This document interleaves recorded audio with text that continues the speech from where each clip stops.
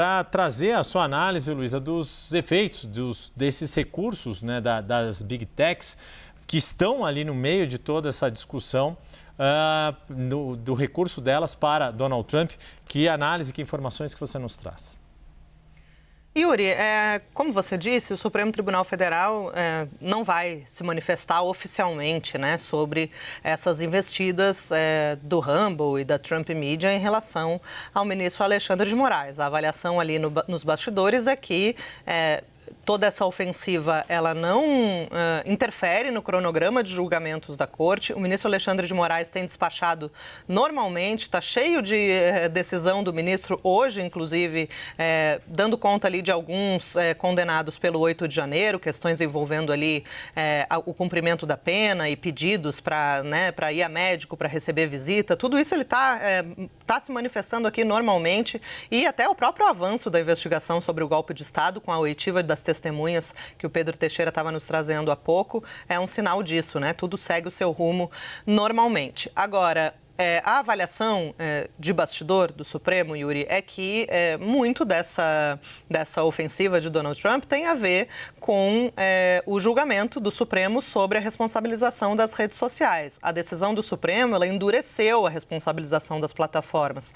Ela endureceu ali a necessidade de essas empresas terem um comportamento mais proativo na remoção de conteúdos essa omissão, digamos assim, ela pode gerar punições na esfera criminal, inclusive, mesmo que não haja um descumprimento de uma ordem judicial prévia. Então, isso tudo desagrada, né, esses conglomerados de redes sociais e o Trump cita isso naquela carta que enviou ao presidente Luiz Inácio Lula da Silva. Claro que ele começa falando ali da sua relação com o ex-presidente Jair Bolsonaro, fala de uma suposta perseguição política que o ex-presidente estaria sofrendo por parte do Supremo, mas tem um parágrafo ali em que ele cita essa questão das Big Techs também como uma motivação para retaliar, digamos assim, o Brasil, o que se concretizou, né, chegou ao seu ápice com o anúncio dessa tarifa de 50% a produtos brasileiros.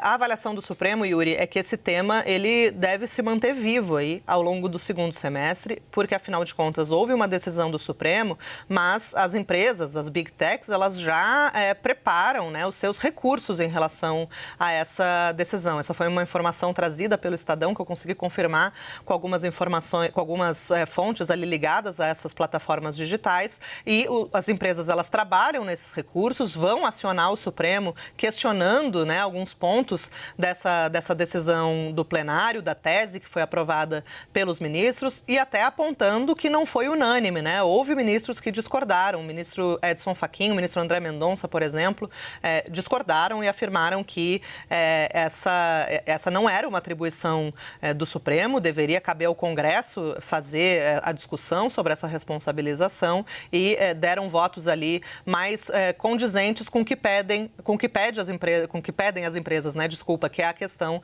da liberdade de expressão. Então, isso deve ser utilizado e, para além disso, só para concluir, a tese do Supremo, ela faz um apelo ao Congresso para discutir esse tema, regulamentar, aprovar uma legislação específica em relação a isso. Então, a gente pode ver que o tema vai seguir vivo, né? Seguir importante na pauta, não só no Supremo, mas também do Congresso Nacional.